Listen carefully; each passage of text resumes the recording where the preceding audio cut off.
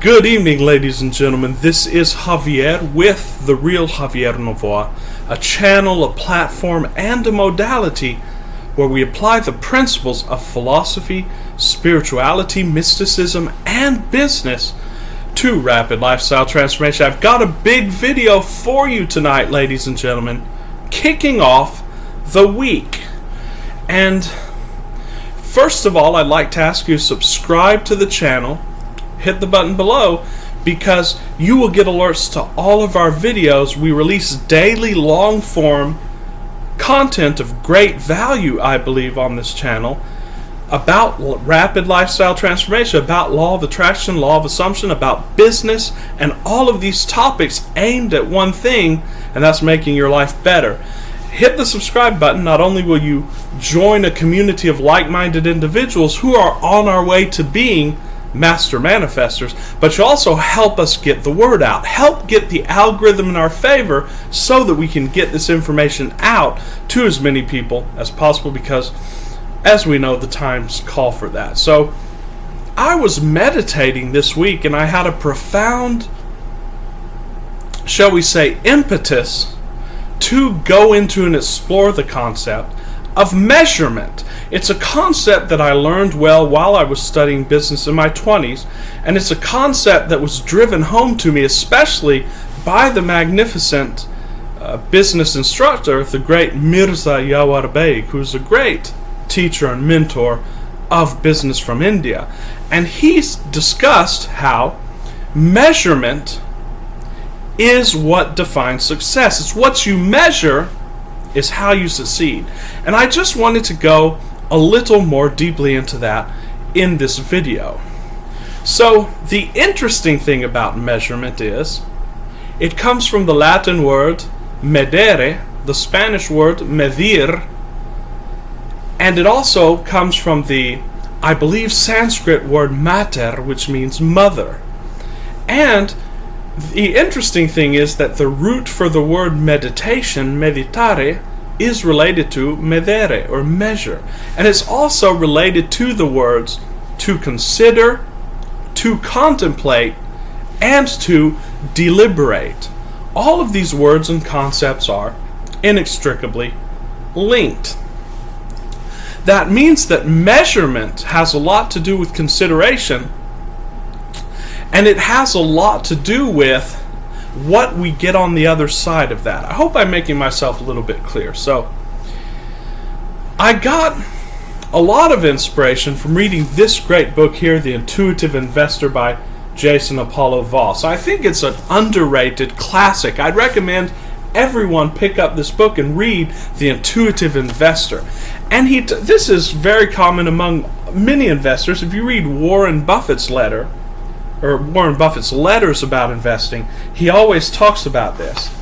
You see, the thing about measurement that we can apply to our investing, to our business, and indeed to our lives is, in measurement, we need to know what to measure. We need to know how to measure it, that is, the units to use, and we need to know how that measurement relates to other measurements in grade of importance in the enterprise or in the factor that we're considering, and also how it relates to the end that we're trying to seek. And oftentimes, and this is where this ties into law of assumption and law of attraction and reality transurfing, so what we're going to dovetail all of that here in this video tonight. Oftentimes, the goal or the intention, you should not measure that. Until when? Until the end, or periodically as you're trying to grade your progress. And that's the other factor of measurement. We did say what to measure, we said how to measure, the relationality of it, and more importantly, when to measure something. We're going to go into all of these in a little bit of detail here, but I just wanted to give you an example out of this book. And this is where it goes into scale. And he calls it scale, and that is adjusting the scale of what you want to measure and the units of what you want to measure. I just want to give you an example. He was talking about what's the ideal scale to see a football game? That's a question of judgment that each of you must answer for yourself. Do you want to see it from the upper seats, or do you want to see it with your eye right on the ball or somewhere in between? Well, your goals and intentions and the time in which you're trying to achieve it and so on, and what information and metrics you're trying to extract, and we're going to tell you how to determine that, by the way. That determines the scale and the units that you're going to use. So he says, a natural starting point for examining scale tasks was the fundamental value driver of the business. This is just an example. It might be the amount of research and development dollars spent, the revenue per railroad track mile, number of website hits, quality of service, quality of products, so on and so forth. So, one of my investment secrets, this is Jason, he says, is that I identify the fundamental operating units of a business beyond dollars and then rescale the information for greater clarity. In the cell phone PDA example, the most critical scale was total market capitalization of cell phone tower companies per subscriber. This number was huge and suggests a massive overinvestment in cellular network technology, especially when this number was compared with the total profits per cell phone subscriber. That is, the investors were paying too much money per subscriber relative to the profits generated by each subscriber. There are numerous examples of industries that think in terms of units other than dollars, such as in the oil business. Barrels of oil are the fundamental unit. So if you know an oil company produces $100 million in profit in a quarter, and you know that they can also produce 5 million barrels of oil, it's useful to calculate profit per barrel of oil. You can then compare that figure to the company's competitors. This is a change of the scale from dollars to barrels of oil.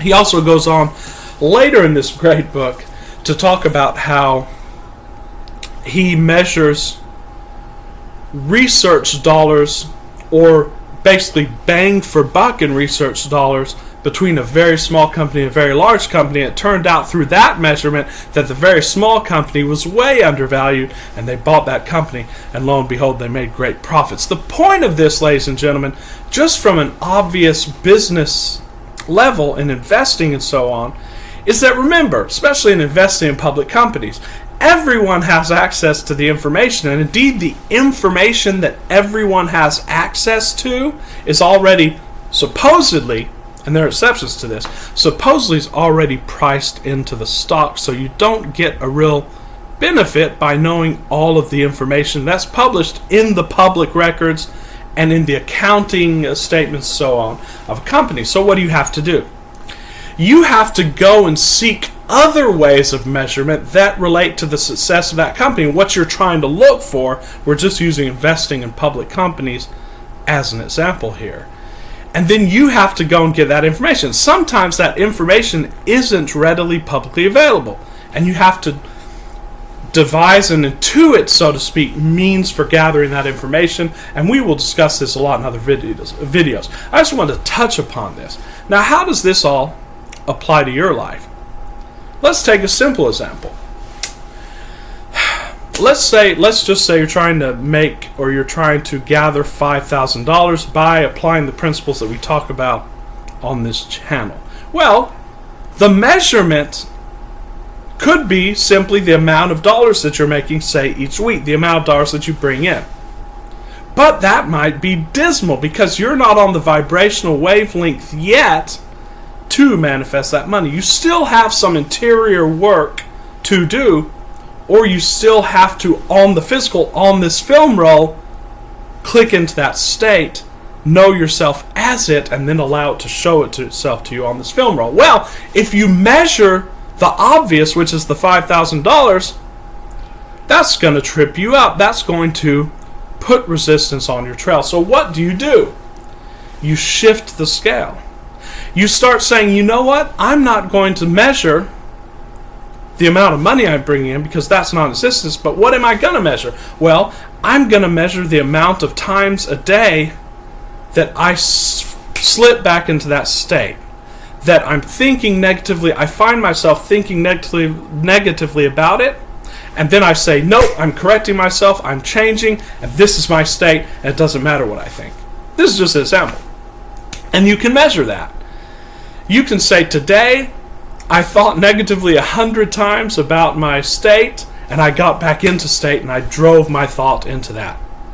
And as the studies of Joe Dispenza show, scientifically and without a doubt, through peer-reviewed research, that the more you do this, you change your physiology.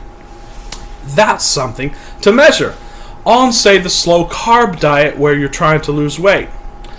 You can measure yourself on the scale, but oftentimes that's a lie, because water weight can fluctuate 5 pounds this way, 5 pounds that way. What you better do, or what you are better off doing, is taking a pair of pants that you can't fit into and trying it on every week and measuring it that way. And of course you measure your weight too more periodically, and that goes into the time interval of it, the time of measurement and what to measure. So always seek the best thing to measure. Another example is in theory of constraints. In theory of constraint, you identify that part of the business that is not meeting market demand, and that is the common denominator between everything else behind it and ahead of it. And so you have to focus and work on that one thing. So for example, let's say you're producing widgets and there's a certain machine that can only get 3 out. So it doesn't matter if there are 100 widgets that have been produced and all ready to go behind it, it can only squeeze 3 out. So you're limited to 3, theoretically. So that's the bottleneck or the constraint. But there might be perhaps nothing that you can do directly to affect that constraint. So the constraint may be here, but the cause of that constraint may be somewhere else. It may be, let's say, in ordering, where the person who's in charge of ordering doesn't know where to get more capacity for that machine, or to buy other machines. I hope I'm making this a little bit clear. So even though you found the constraint, it's not necessarily true that you should measure that constraint, because measuring that constraint would be useless, because there's nothing that you can do at the level of that constraint. Rather, you have to find another aspect of the business that's driving that constraint, so to speak. And I hope you'll understand me. So in your life, when you're trying to manifest something, you take your attention away from the outer and measure or consider, so to speak, the inner. And you'll see that this topic of measurement will apply to everything in your daily life, whether it be business, whether it be relationships.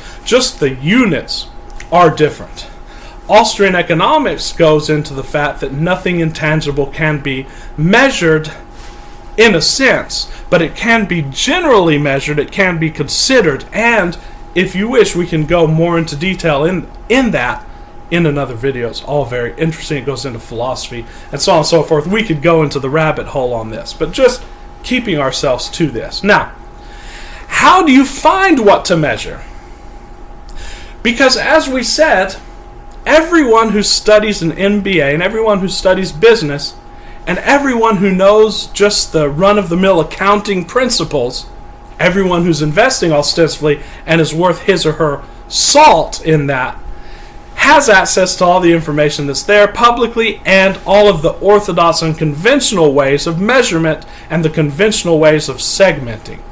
That's why it's so hard to challenge the status quo, because everyone's looking at the same information and everyone considers that that information is the end-all and be-all. But that's a great opportunity for us. That's a great opportunity for the contrarians, because we're able to see the whole configuration differently and come at it from another point of view that allows us to, so to speak, breach the defenses and get in there before anyone else gets in there. But the only way to do that, ladies and gentlemen, is go to another film roll to get off the 3D and to get on the 4D. Because on the 3D, human consciousness is constrained to this one way of seeing things. Our educational system teaches this.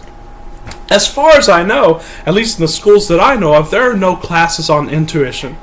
There are no classes on using your right brain. Perhaps the great educator De Bono goes into this in his discussions on lateral thinking and so on. But there's no general education on this, and it would behoove all of our populations to have this in the general education system, because it will teach people to think. But in the meantime, it's a great benefit to those of us who can penetrate these methodologies. But how do you do that?